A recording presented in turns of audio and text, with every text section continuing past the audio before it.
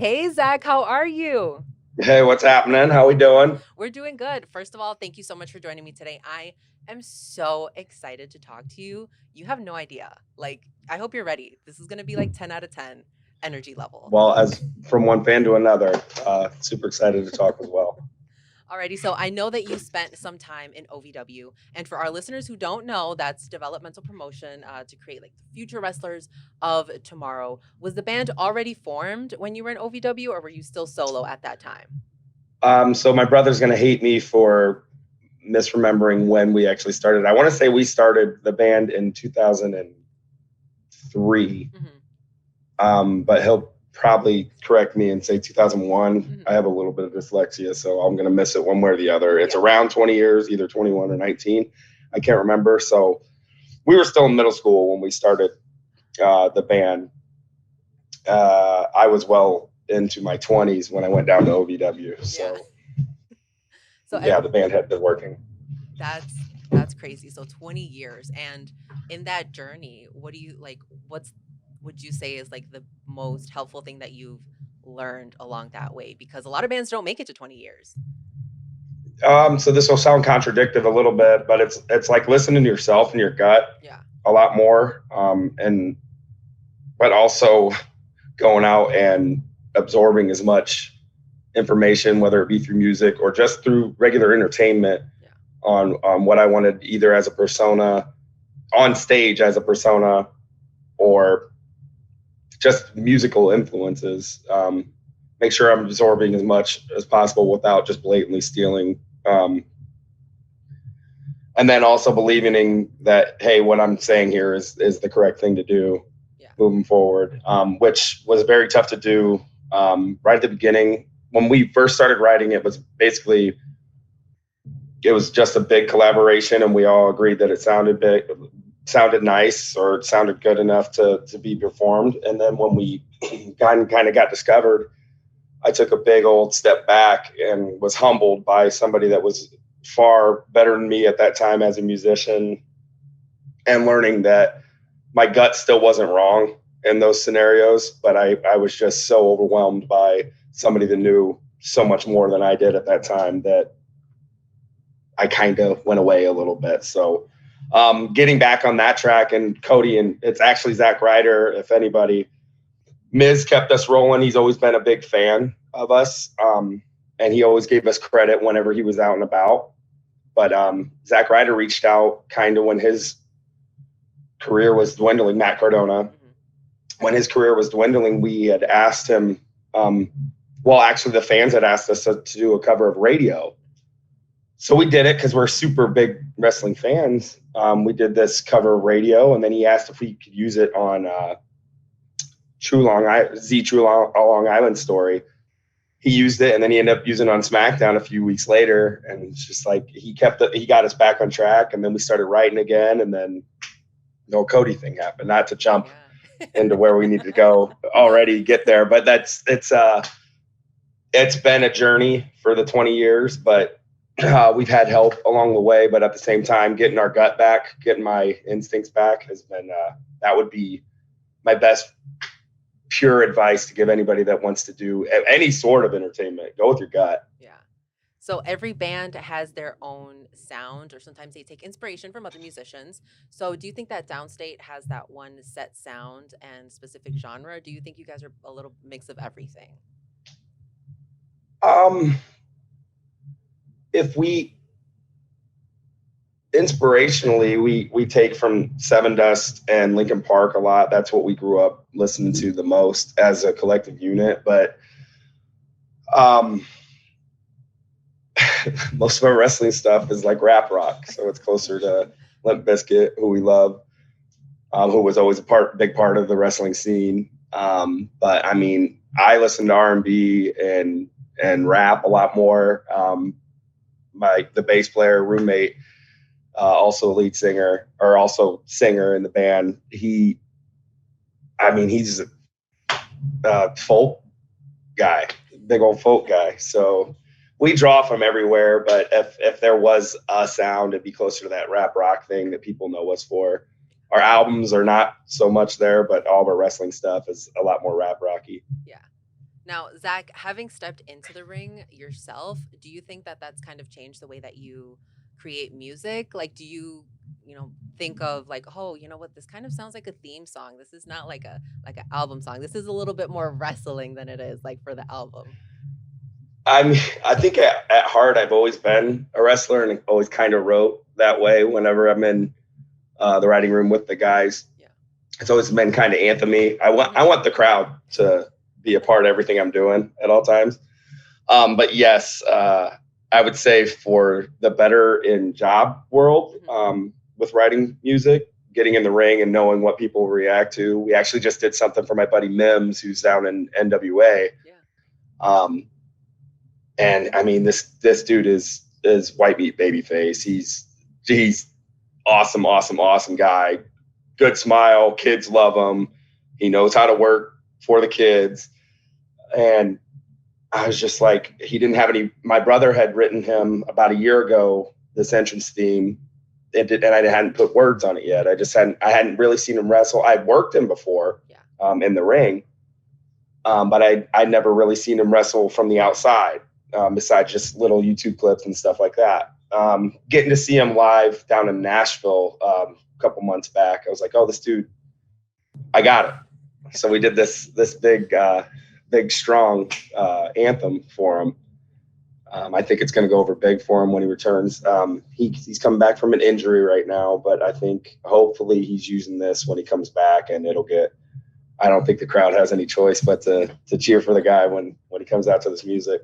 I love that you said that you're constantly thinking like, oh, this one's an anthem. I got to make it like into an anthem, because I think a lot of the songs that you have written, they are like that. They do feel big, and they do have a lot of crowd interaction. Like when a song that you guys have written comes on, it's like the crowd automatically knows like, oh, this is my time. I get to sing, which I have done to Kingdom. Oh, I've seen. But like, yeah, it's amazing. Like you guys get the crowd involved. Was that always like the idea? Like again, you said with an anthem. Grew up with my dad. Made us listen to me and my brother. Justin is my brother. If people were picking up on that, same last name. We listened to 80s hair growing up because of my dad. So everything kind of had that gang vocal. Let's get everybody involved. It's always been in our grab bag. We just never really have utilized it. And I got to give all the credit to Sean actually on the one chorus part specific that he did that the crowd sings is the whoa in Kingdom. And I'm very jealous when that part hits, because he was just like, dude, what if we just do a whoa here? Everybody will sing it. I was like, that's going to be perfect. That's probably going to work. And it did. And it worked. Yeah. Talk to me about your first interaction with Jim Johnston, which I believe was a phone call. But tell me how that went. So my very first one where I was on the phone with him, yes. Now we had worked with him for The Miz back in 2000. I want to say the end of 2008, and then he debuted it in January of 2009, or it's the end of 2009, and then he debuted in January of 2010. We went down to Florida and we had an email back and forth, but it was through a producer. We were definitely had a middleman in that run. But after we had hit on I Came to Play, Jim had called me around New Year's Eve the next year. I think we had done some other small stuff for him, but he called me the next year, and I'm a partier. I'm still a partier. And it was New Year's Day, way too early in the morning, after I just got into like a football conversation with my friends until like 6 a.m, just kind of shouting at each other, just obnoxious and horrible. And we were all just wasted. And then, so I'm sleeping, I'm back in my bed, and my brother comes running into my room. We were living together. We had just got off a tour. And he knocks on the door. He goes, "Hey man, Jim Johnston's on the phone." And I go, "Fuck off." And I hung up, and he's like, "No, pick up the fucking phone, dude. It's Jim Johnston." So I call, and now I sound closer to what I do now. So I coach football. By the way, I'm yelling at kids all the time. That's why I'm a little raspy right now. I pick up the phone and I'm trying to recover in the conversation. And, oh yeah, man, real cool, blah, blah, blah. Really didn't think it was you. What do you need?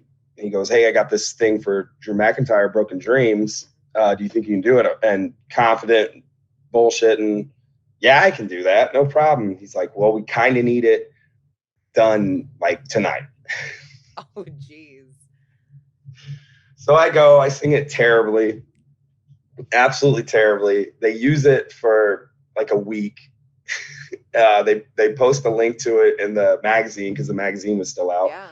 And everybody got like a free download of it. I never got paid for doing this song on a day's notice, just completely bad. And then Shaman's Harvest ended up getting the gig, rightfully so. Mine, like, it's acceptable. It made it on TV, but it was bad. It was so bad. But that was my first gym experience. Oh my goodness. But props to you for getting that done that night. Like, at least you even sent something in. You're like, no.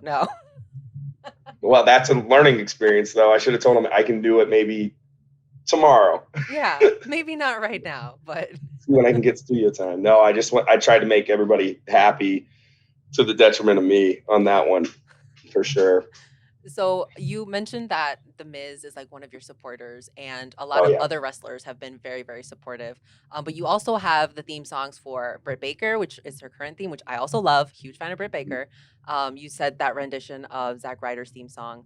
How far in advance do you write these songs in? Like, what's the notice that you get to write the songs? So specific with like Alex Riley, I was on the way to like a mini vacation with Sean, just up to his lake house on a Friday night. And we got called on the way there, pretty much on arrival. Yeah. And Jim had called again. He's like, hey, I kind of need this by Monday night. He's going to debut a new theme. So we flew out that next morning and recorded it that Saturday night. Sunday they edited it, and Monday night it was on TV. So that's usually how these goes with both the Dolph's renditions that we've done. One we've got flown out that in that kind of manner, and the other one when it changed from My Imperfection to Here to Show the World, I just did that in my room. My brother is amazing and is really the backbone of what our sound is now. He's able to get it closer to what needs to happen without us sending it to other parts. We've been constantly getting better writing, and he's been getting better at producing. And I hope I'm kind of getting there a little bit with my engineering as well. He's made it so we can do most of the stuff in house now. We've done so many. Not as many as like Mikey. Mikey's just busy now. Yeah. That dude doesn't stop. Are you and Mikey in constant communication? Is there like a creative pairing there? How's your relationship with Mikey? Oh, he's a homie for sure. Most of our talks are in the public eye. And at the beginning of AEW, we had a little bit more either between me and him or my brother and him on a little bit of help because we did Dustin's as well, right when the company started, and we were dangerously flirting with a Green Day tune. So we had to get a little bit of help there. And just ended up even selling that tune just because it was so close to the song that his reference point. But yeah, Mikey's a homie. Whenever I call or whenever he's shooting a text or something like that, it's, hey, you free? Let me get an hour and we can talk for 10 minutes. That dude's busy. We're all busy. Yeah. So I get it. But he's definitely a big supporter. He's reached out as much as we've reached out type of stuff. And he's a big fan. Let's talk about your streams because Kingdom was charting in the iTunes top 40. I think it was like top 5 for a long time. And this was after Cody came back to the WWE at WrestleMania. And I was fortunate enough to be there. So that crowd was losing it. It surpassed a million streams on Spotify. So congratulations. What was that achievement like for you guys as a band?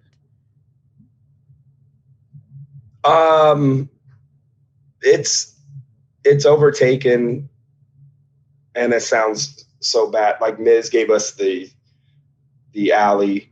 We had a little bit of success before WWE, but WWE has kind of taken that ball. AEW as well has taken that ball. Yeah.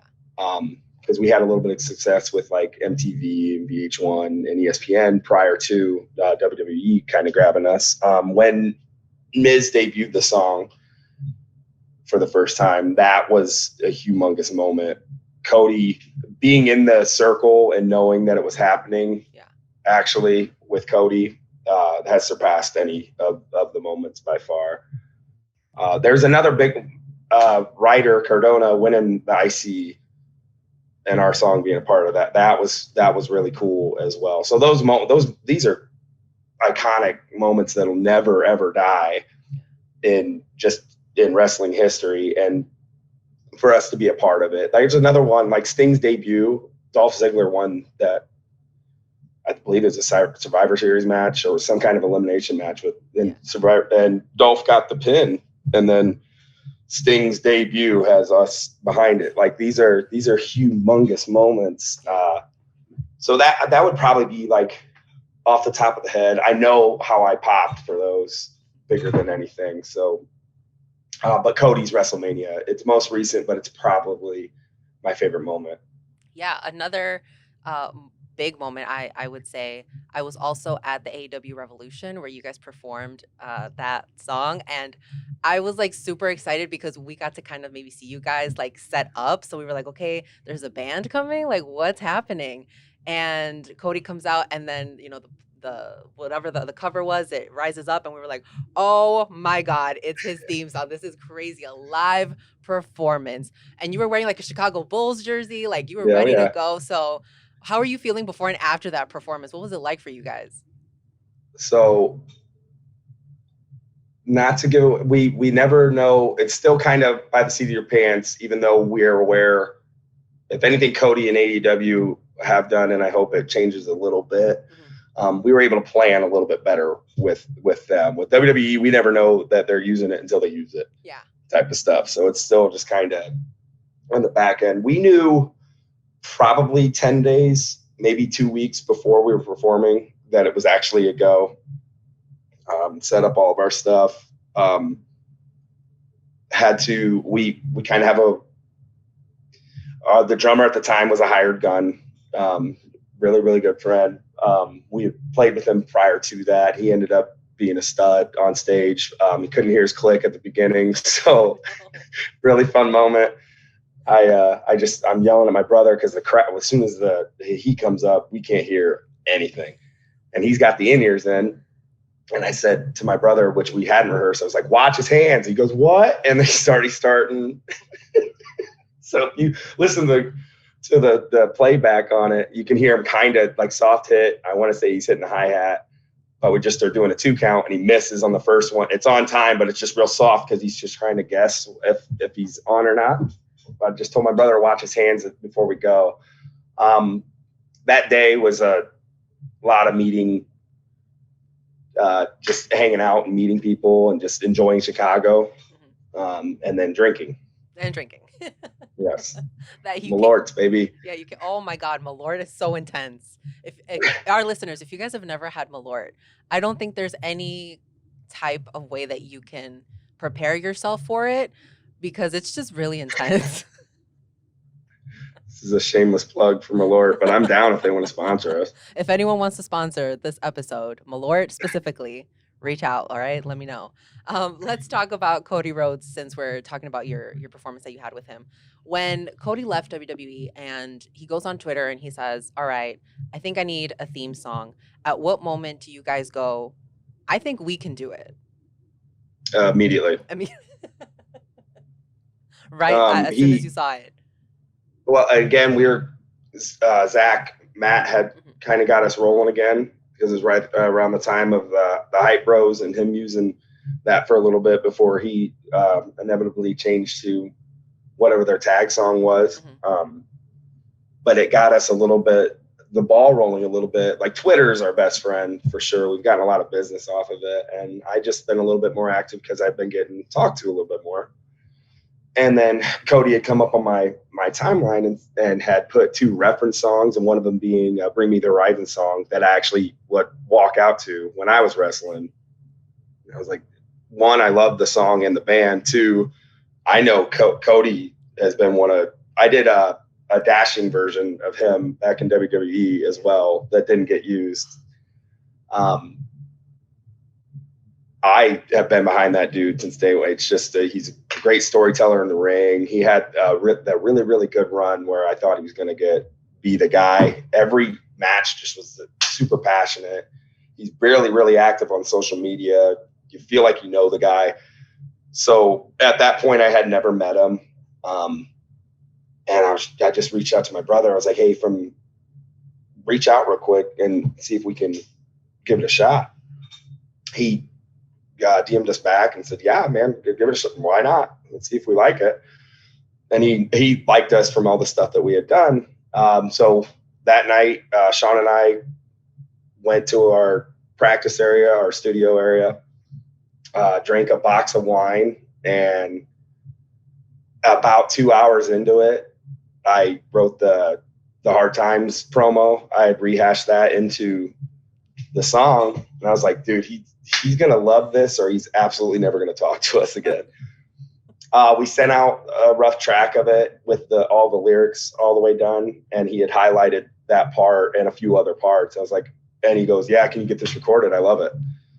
Cool, right on. So that was one of the ones where we like to pride ourselves on how efficient and quick we can put these things out. And that was one of the ones that we had done within, I want to say 36 hours of go ahead and give it a shot. That's insane. And for it to be such an anthem, an iconic anthem that it is now, like, I'm sure it's on everyone's wrestling playlist. And I know if you're a wrestling fan listening to this, you have a wrestling theme songs playlist. Like, every friend that I know definitely has that one on there, and a couple of other ones. Zack, before I let you go, yes, thank you, everybody. Oh my goodness. Before I let you go, I want to talk to you about some of the projects that you're working on now. Could we get a album soon? Like, what's happening? What is the next in the Downstait plan, in the agenda? Okay, so for about 2 years, Sean and I have accumulated, with my brother, have accumulated somewhere around 30 songs. We're finally confident in what we've put out. We're going back to our old producer, Sahash Tickerton, I believe, to put the bow on a few of these songs. But we have more than enough for an album, and we're really, really confident. We really, really like the direction that we've been writing in as older men. Now we're not so angsty and young and whining about stuff now. Now it's a little bit of life and hopefully some relatability. I have a really, really good one about a family member that should be good for everybody. I'm way, way excited. We don't have a date on it yet, but we have sent everything out to our producer to start putting the finishing touches on these songs. So hopefully before the end of the year, you guys will have new Downstait album, Downstait. I'm so excited. We get to look forward to that. Okay, so let our listeners know where they can find you and all of Downstait. Okay, so any of our Downstait band Twitter, and everything should be in our bio as far as how to get a hold of us. I'm Zack Call, I believe, or am I Zachy Tan? I don't know what I am. Zachy Tan, Sean Arata, and Downstait JC or Justin Call. I should know these a little bit better. But all of us are on Twitter. That's the best way to get a hold of us. I don't really do the Facebook stuff too much. It's more or less just there because I had to get one as a fan. And then we're all over iTunes, Apple Music, YouTube, Spotify, all the above, any streaming service we're on. And other than that, Monday nights, Wednesday nights, Friday nights. Thank you so much for joining me. I appreciate you and the band 1,000%. Probably one of my favorite bands, and you guys are on all of my playlists that I have. So I'm sure, that's so awesome. Like I said, on a bunch of other fans, I'm sure have the same admiration as a band for you guys as I do. So, all right, Darren. Well, Zack, thank you so much for joining me today. I really appreciate it. Have a good one. Thank you so much.